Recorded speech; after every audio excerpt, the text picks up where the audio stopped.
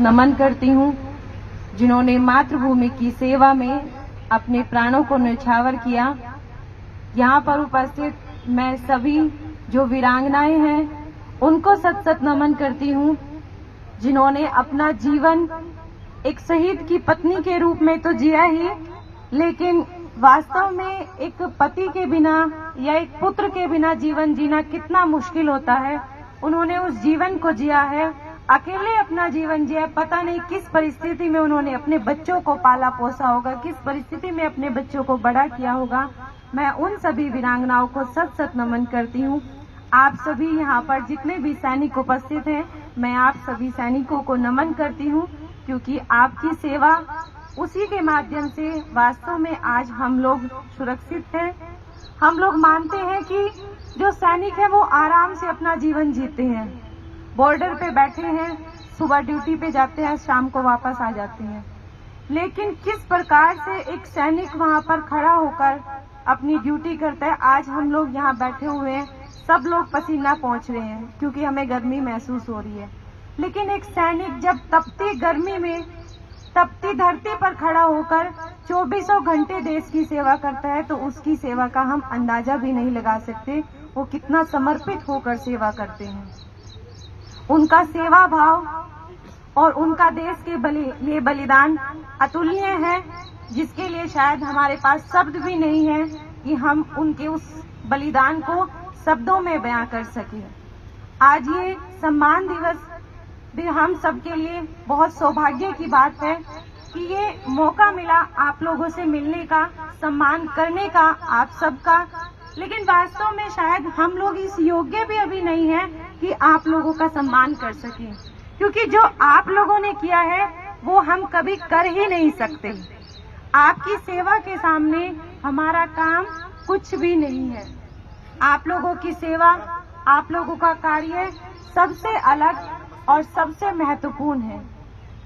आज मैं देख रही हूँ कि मेरी बहन यहाँ पर जो हमारे शहीद आशीष दोचक की पत्नी है, किस तरह से वो अपनी छोटी सी बच्ची को पाल रही हैं। कितना मुश्किल जीवन है इस बहन के लिए भी और इस छोटी सी बच्ची के लिए भी, जिसने शायद अपने पिता की पता नहीं उसको स्मृति है भी कि नहीं है, उसको याद भी नहीं है कि मेरे पिता कैसे दिखते थे। शायद उसने अपना बचपन भी नहीं जिया अपने पिता के साथ में। आज हम लोग इस उम्र में पहुंच चुके हैं, लेकिन आज भी अगर हमें घर में हमारे माता पिता ना दिखाई दे तो हम लोग सारे घर में ढूंढते हैं। लेकिन हम लोग उस बच्ची के मन की व्यथा को समझ सकते हैं कि वो कहाँ ढूंढती होगी अपने पिता को, कहाँ ढूंढती होगी अपने पिता की उन यादों को। लेकिन मैं नमन करती हूँ उस शहीद को जिसने अपनी जवानी अपने देश के नाम अर्पित कर दी।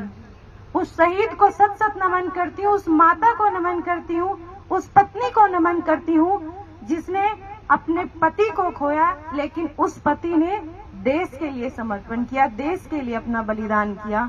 और ऐसे बलिदानियों की वजह से ही आज हम लोग सुरक्षित हैं। हम सब जानते हैं कि अभी भारत और पाकिस्तान का युद्ध हुआ। उस युद्ध में कुछ जब युद्ध का विराम हुआ तो कुछ लोगों ने कहा कि बहुत गलत हुआ, युद्ध बंद हो गया। वो सरकार की परिस्थितियां थी, किस परिस्थितियों में बंद हुआ, क्या हुआ। लेकिन क्या हम उन माओं के मन की परिस्थिति को समझ सकते हैं? उन बेटी, उन बहन के मन की परिस्थितियों को समझ सकते हैं जिनके भाई, जिनके बेटे उस समय युद्ध लड़ रहे थे। उन माताओं के मन की क्या स्थिति होगी, उन बहनों के मन की क्या स्थिति होगी, उन पत्नियों के मन की क्या स्थिति होगी। वो शायद हर पल प्रार्थना कर रही होंगी कि हमारा देश विजयी हो, लेकिन हर पल उनके मन में ये भी होगा कि मेरा बेटा सुरक्षित वापस आए, मेरा पति सुरक्षित वापस आए, मेरे बच्चों का पिता सुरक्षित वापस आए। तो मैं बहुत बहुत नमन करती हूँ आप सब शहीदों को, आप सबकी सेवा भाव को। और आज यहाँ पर आप सब लोग उपस्थित हुए हैं, सौभाग्य मिला मुझे आप सब लोगों से मिलने का।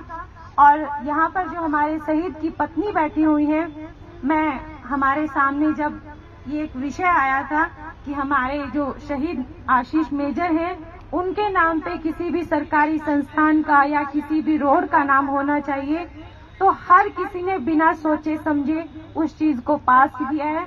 और मैं विश्वास दिलाती हूँ आपको कि बहुत जल्द पानीपत में किसी न किसी रोड का, किसी अच्छे संस्थान का नाम शहीद आशीष जी के नाम से जरूर रखा जाएगा। भारत माता की जय, भारत माता की जय। मैं बहुत बहुत धन्यवाद करती हूँ। मैं आभारी हूँ आप सबको कि यहाँ आपने मुझे बुलाया, मान सम्मान दिया, लेकिन वास्तव में मान सम्मान के हकदार आप लोग हैं। आपका जितना मान सम्मान किया जाए उतना कम है, और जो भी सेवा मुझसे बन पड़ेगी मैं उस सेवा के लिए हमेशा आप लोगों के बीच हूँ, हमेशा आप लोगों के साथ हूँ। जहाँ कहीं मेरी आवश्यकता होगी मैं वहाँ पर जरूर पहुँचूंगी। मैं सबका बहुत बहुत धन्यवाद करती हूँ।